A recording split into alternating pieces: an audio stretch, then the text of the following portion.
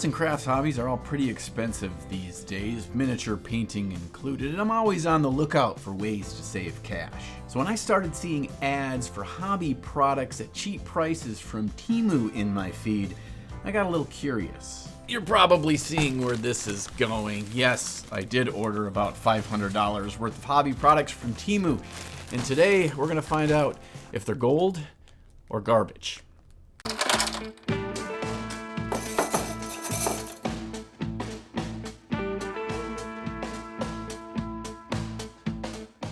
Alright, we've got 3 giant bags worth of products to go through. You know, it didn't seem like that much stuff when I was ordering it, but it's pretty easy just to click the add to cart button, and I guess I kind of got out of control here. So they come packaged in one giant bag, and inside of that bag are individual smaller bags, and in each side of these bags are random products that I can't recall what they would be. First thing here are these little sponges, which are great for doing weathering with like a dark brown paint on your tanks or terrain. Really easy to sponge on some weathering. And a sponge is a sponge, so for cheap, hey, you need sponges. It's an easy place to get them. Next up are a couple of packages of hobby tufts for your basing, and honestly, these look pretty darn nice. Yeah, they've got some variety to the coloration. There's some dark browns as well as some greens in a variety of sizes. They appear to have the same adhesive backing as any hobby tufts. So honestly, if you were gonna do an entire army or something, cheap tufts, can't beat it. A hot glue gun. I like to have a small hot glue gun hanging around. You never know when it's going to come in handy to do some basing or creating some larger products. Comes with a bunch of glue sticks as well. While that's heating up, let's check out these paint brushes here. They are called Lonely Finger Premium Paintbrush. All right, they are a variety of round size brushes, and they look to be the size of the brushes that look great for miniature painting, and these are just a couple of bucks for the full pack. The tip looks actually pretty nice for a synthetic brush. I think that just like any synthetic brush, you're gonna have to make sure you use some good brush soap and try to form the tip after using them for a little bit, but honestly, they seem just fine for some cheap brushes. All right, our glue gun is now all charged, which is nice. It's got a rechargeable battery there that just plugs into USB. I've got a number of hot glue guns at home, and this seems to operate basically the same as any other hot glue gun. I like the rechargeable feature.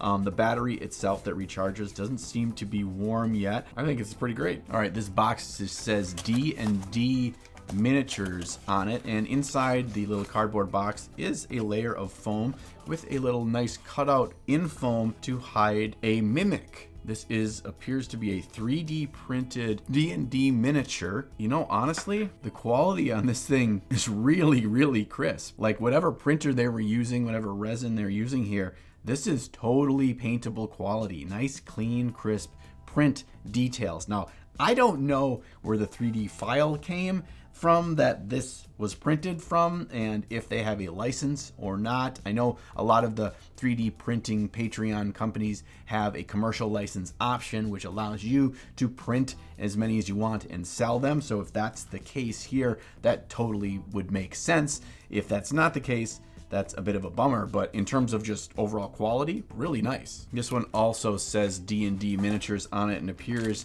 I purchased some 3D printed barrels and crates and general debris for your D&D table or your gaming table. Okay, the Mimic Mini was nice. These things are FDM printed, and they have some pretty obvious layer lines. As far as FDM printing quality goes, they're actually pretty nice, but compared to resin prints, these kinds of things are less desirable when you start painting them. They're less fun. They look less detailed up close with all the layer lines. In the item description, it did not say what kind of print the items are. Maybe just kind of keep an eye out for that. This one is a Godzilla looking mini, and the scale is pretty small. So I thought I was gonna get a big Godzilla mini, and this is just like baby Godzilla. I wonder if all of these cardboard boxes are going to be minis. Yes, here is a little dragon bust. If you wanted to practice painting busts, you could just order some from these guys. Very crisp on the details, and it almost looks like a hard plastic with the color and matteness of this gray resin. Oh, and if you're interested in picking up any of the things you see today or try anything else out on TEMU, I did reach out to them and they were kind enough to set up a special offer for Ninja viewers. All you got to do is download the TEMU app using my link down in the video description and you'll get a $100 coupon bundle just for signing up. Or if you already have TEMU, search my code NINJON100 in the TEMU search bar to claim your $100 coupon bundle as well. Oh, look at this mini. He's got angel wings and the foam that he's packaged in is formed to fit that shape. So that's pretty nice. A cool little angel model with big old wings with kind of a warrior sculpt. Again, really, really nice looking model. I promise most of this stuff isn't actually 3D printed models. Apparently I just opened that box first. So this thing is where you put your contrast or other Games Workshop paints in, and then you can open the lid and keep the lid pressed open like that. And it's got a little compartment in front here to put like tools or paint brushes and hold them there while you're painting. All right, next up we have a micro polishing pen. Why did I buy this again? Freedom and passion. So this thing comes with a bunch of different bits for grinding, sculpting, carving, maybe. The main thing I thought this would be good for is grinding down and sculpting out bits as I'm kit bashing different models together. Sometimes just hacking away at things with a hobby knife is a pain in the butt, but this thing can grind them down. And all the bits in here, it does have little drill bits as well, so you could drill out the barrels of your gun, or if you're pinning models together, it's kind of an all-in-one, just charges with USB. It's got 3 variable speeds. Just try out the drill real quick. Yeah, drilled right into the balsa wood. We have some nice grooves cut out with one of the other little grinding bits. Honestly, these things are really handy and nice to have, and coming with this full set of a variety of tools, including little circular saws if you need to chop something really smooth right in half. It's pretty sweet. Oh, we got some bigger stuff in this one. Just a couple of big things. Cake decorating kit. Why did I order a cake decorating kit? You know, I thought Past John had a good plan for this, and I was right. This is just a giant Lazy Susan, and this is actually very valuable in our hobby. I use one of these in my airbrushing booth when I just have something big that I need to prime or get a bunch of color on. I just put it on the Lazy Susan and I can spin that around while I prime. Actually, this is bigger than the one I have and fits in my airbrush booth really well. So yeah, I'm just gonna put it over there right now. All right, this one says acrylic paints the painter level. So if you've reached the level of painter, then this paint is the correct paint for you. All right, it looks like they're about the consistency of melted chocolate, and maybe that's because this one is just kind of chocolate color in burnt umber, not chocolate flavor though. All right, I'm just gonna grab a damp brush, get a little bit of the paint, thin it down a little bit just on my hand. I hope there's not mercury or uranium in this paint, but honestly, when I thin this down, it's fairly smooth. I don't know if I would entirely trust this for miniature painting on all my models, but if I'm new and learning, or I wanted to paint a bunch of terrain or anything that I need to paint quickly with a big brush, this stuff does seem to have a pretty sizable pigment load, and coverage seems as good as most miniature paints. All right, one bag down, on to the next one.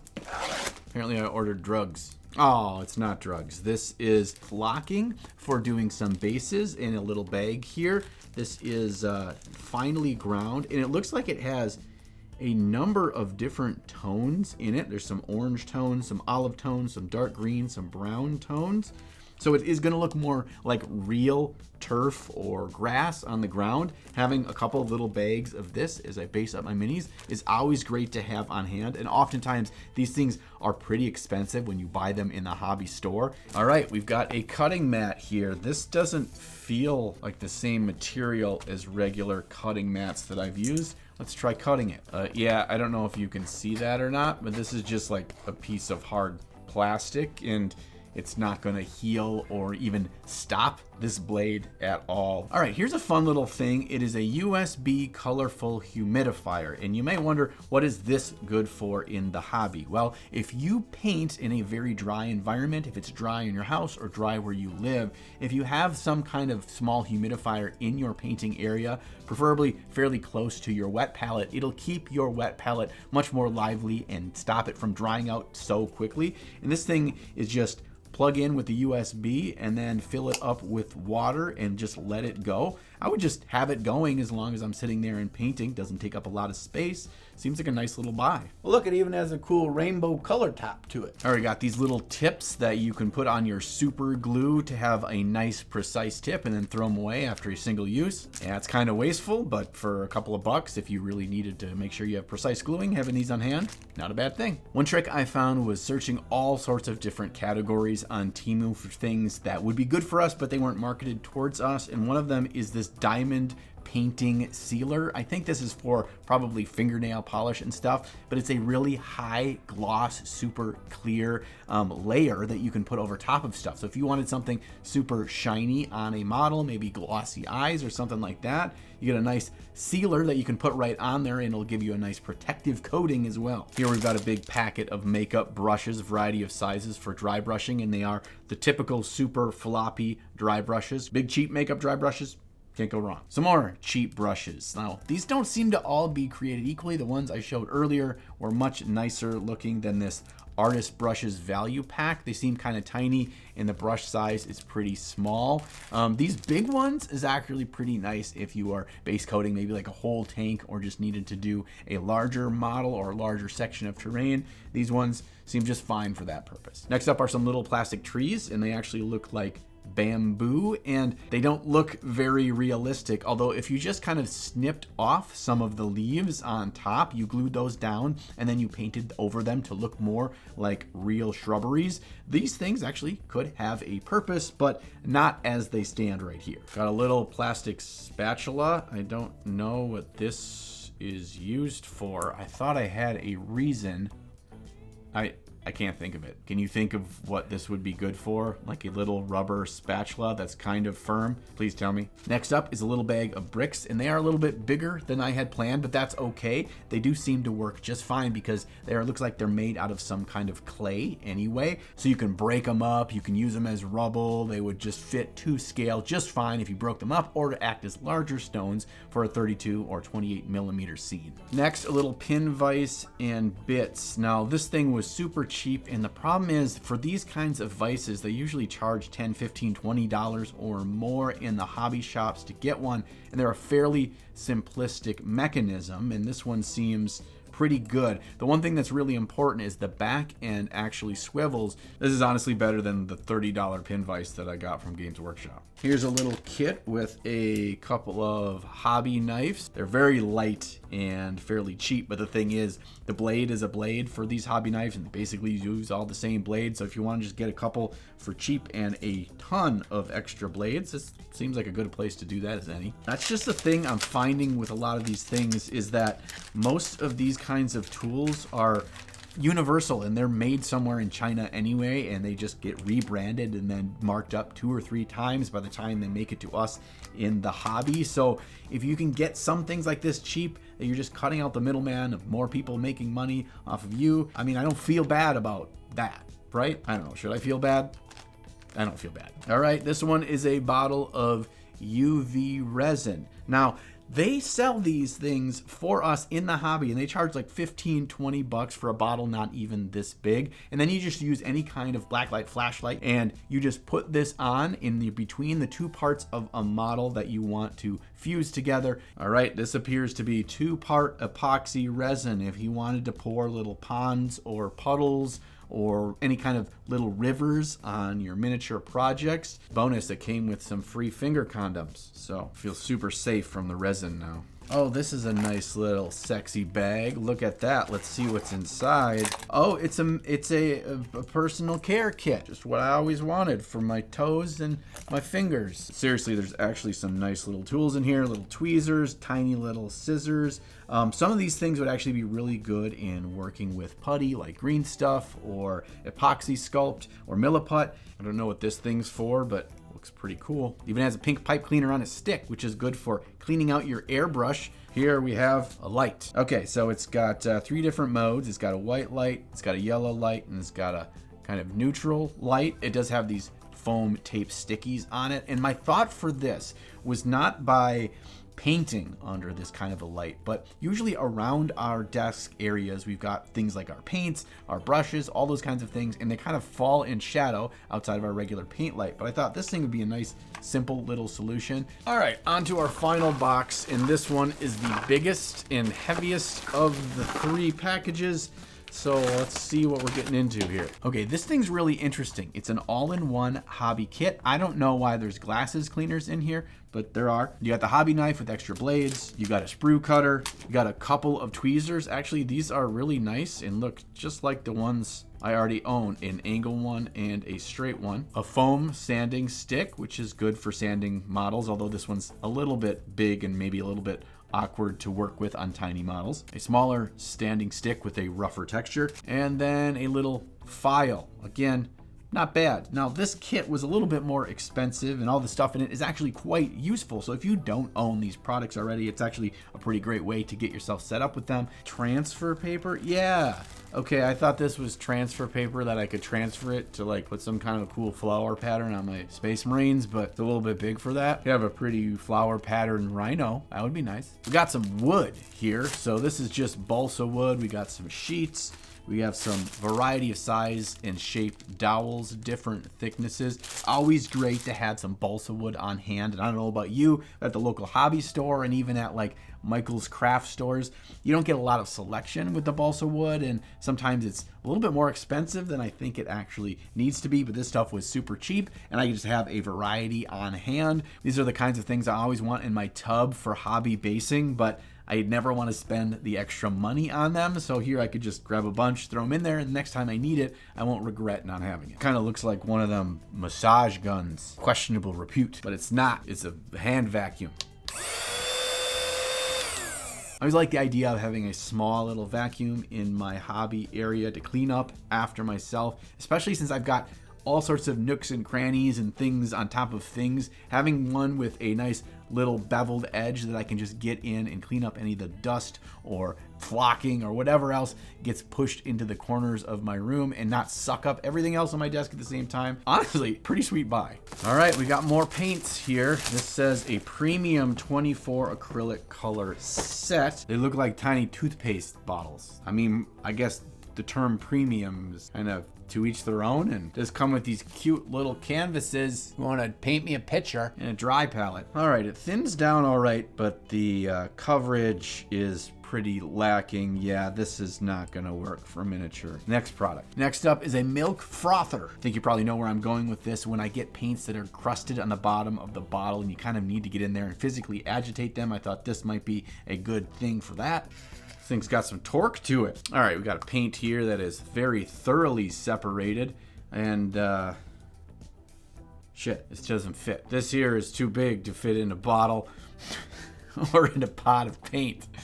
So great idea, but next. Here we got a variable speed universal rotary detail carver. Okay, it comes with all the same stuff as that smaller one we looked at earlier in the video. This seems probably to be just more heavy duty and for bigger projects. Oh, this is cool. It looks like a pen, but it's just got a very sharp metal tip. Good for doing a pilot hole when I'm drilling out things like gun barrels or pinning models. So this thing's pretty cool. I wasn't buying it for this, but get one of these. All right, now this thing is cool. This has got a handle with a little Allen wrench that you can tighten and loosen up bits at the end. What those bits are little blades, but the blades have a bit of grit to them, and so it's not meant for cutting, but it's meant for very precise high grit sanding. Kind of looks like a prison shiv. It's very high grit, very little material is coming off the model and is giving me a fairly smooth sand. And then if I use the other angles with a really tight blade on it, I can kind of clean up some of those mold lines, especially in hard to reach areas. This is something that it was definitely worth buying, that I'm gonna have to spend some more time to find the best uses of it in my model cleanup process. But I'm excited because I can see a lot of potential for this being something I use on every model I build. Oh, here's a box filled with some clear plastic jars with bamboo lids on them. You know, there's something to be said about having storage that also looks classy on your hobbing desk. This one's good for holding your toothpicks in. Actually, I don't know about you, but I go through a lot of Q-tips, especially when I'm doing things like oil washes and enamel washes, and using these to remove the extra oil and enamel from the model to have a nice, clear, clean wash. I never really had a spot to put my Q-tips in before. I just kept a big thing of them in my drawer, but now I have a fancy little Q-tip receptacle. Kind of looks like I work in a doctor's office now. So the tongue depressors go in here, the cotton balls go in here. All right, last but not least, I ordered an airbrush, but technically they sent me an airbrush, so I only have myself to blame. I think it's because I actually ordered this on purpose. I wanted to see how viable something like this would be for painting big chunks of terrain or a ton of models in one fell swoop. I don't have time to test that today. This is assuredly not going to end well. Well, with our sweet airbrush now out of the way, I've officially gone through everything, and it's in giant piles all around me. I'm surprised how many of these products are immediately going to go into my hobby storage for regular use, but it's up to you to determine which ones, if any, are worth the purchase, to spend a couple bucks, maybe wait a little bit for them to come in the mail, although delivery was shockingly quicker than I had expected it. And it's fun to just test out new things, find what works, and find what doesn't. And as this is my last video of 2023, I want to wish you all a happy holidays and a joyous new year. 2023 has been an awesome year, and I can't believe how much fun we've had here on the channel. So thank you for all your support. And speaking of support, thank you for subscribing to the channel, hitting the bell so you know when I have new videos, and for those of you that have joined me over on the Ninja on Patreon, where I've got behind the scenes videos every Wednesday. I've got a bunch of fun rewards for you over there, and your support directly ensures that we can keep making these videos. And don't worry, I'll be back before you know it with a new video in 2024. And sometime between now and then, make sure you find time in your day to slay the gray. Dramatic pause. Slay the gray.